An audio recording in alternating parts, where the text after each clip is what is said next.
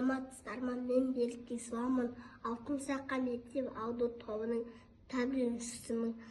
Картоптың құрамында не бар екен? Қазір оны бірге зерттеп көреміз. Алдын ала кесілген картоппен соғып кесілген картопты уып арқылы зерттеп көреміз.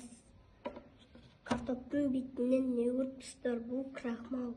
Егер оны кептіретін болсақ, ұн секілді артық болады. Крахмал өсімдіктердің басының көмір суы. Крахмал не үшін қажет? Оны көптеген нәрсеге пайдалануға болады. Картоп, жүгері және күріш крахмалы. Сәлеметсіз бе? Мен Жақсығали Динара, Алтын Сақа мектеп аудит тобының тәрбиеленушімін. Мен сіздерге тәжірибемен бөлісім келеді.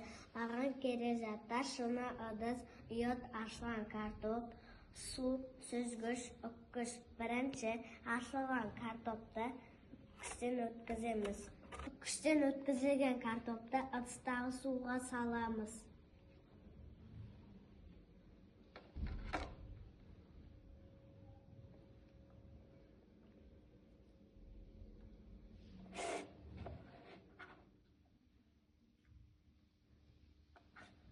Сүзгіш арқылы судағы картопты сүзіп аламыз.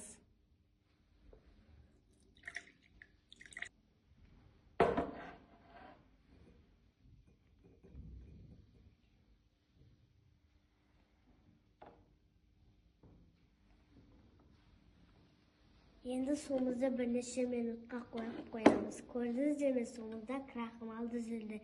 Енді осыған йод тамыршысын тамызамыз.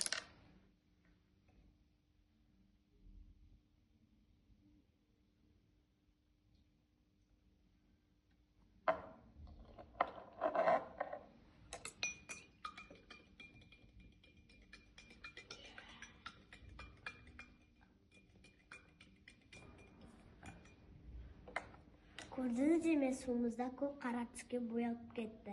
Енді осыны қайтадан ақ түске айналдырғымыз келсе, оны шамалы ыстық суға қойып қоямыз. Егер картоптың құрамында крахмал көп болса, йодтың түсі көк болады.